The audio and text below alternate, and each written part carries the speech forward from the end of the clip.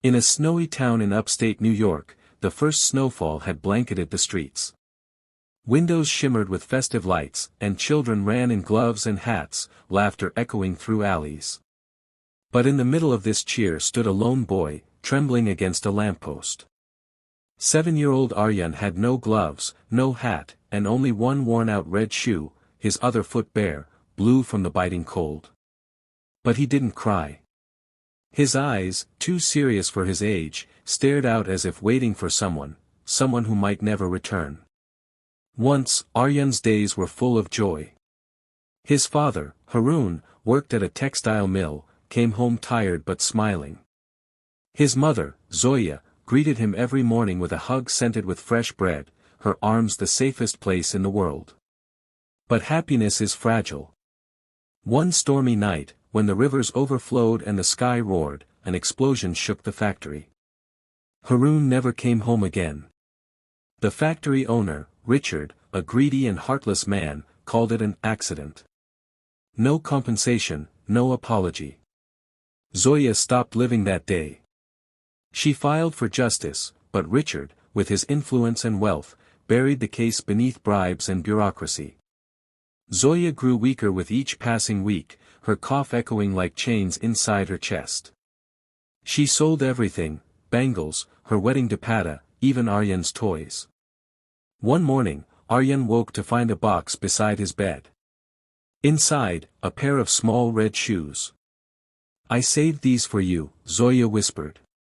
"You'll need something strong this winter." Aryan hugged her tightly, joy lighting up his tired eyes.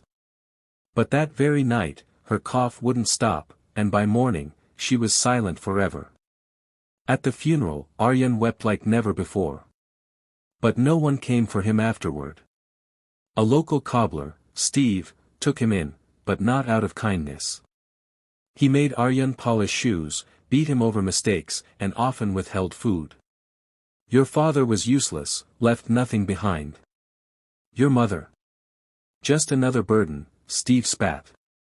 Aryan stayed quiet, sleeping on a ragged mat, clutching the red shoe his mother had given him.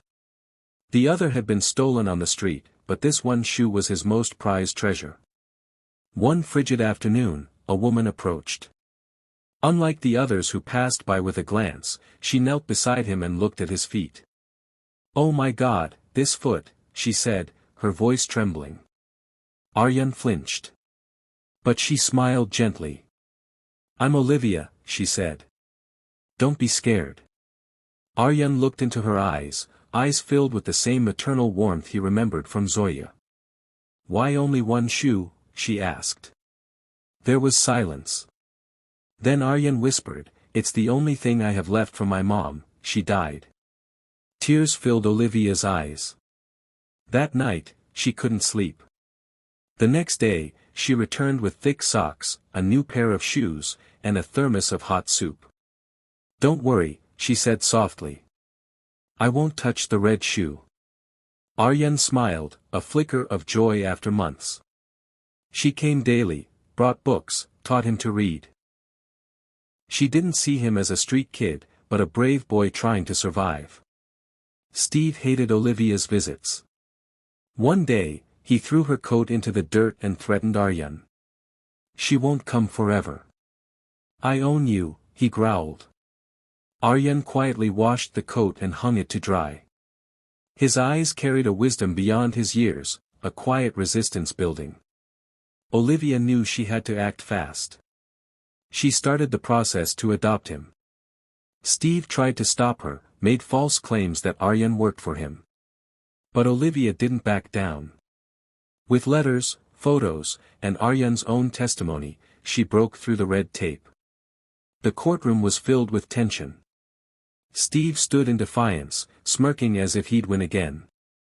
But Aryan bravely testified, about beatings, hunger, and harsh words. His voice shook, but his eyes stayed firm. "I don't want anything from him. I just want to go somewhere where I'm not hated for being born," Aryan said. The judge's eyes misted.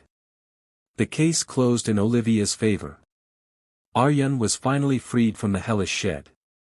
When Olivia brought him home, she washed his feet in warm water, kissed the red shoe, and said, "We'll keep this forever, so your mom knows she led you to the right hands."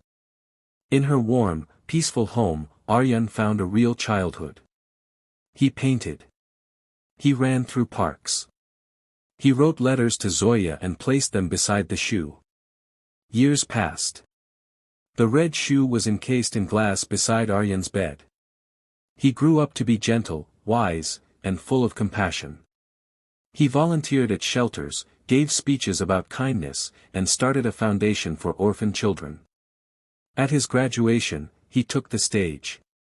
"There was a time I stood in the snow with one red shoe, orphaned and alone.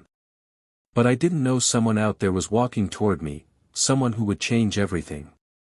He looked at Olivia, tears in her eyes. This shoe isn't just a memory, it's proof that a mother's love never dies, it just finds a new way to live on. The crowd erupted in applause.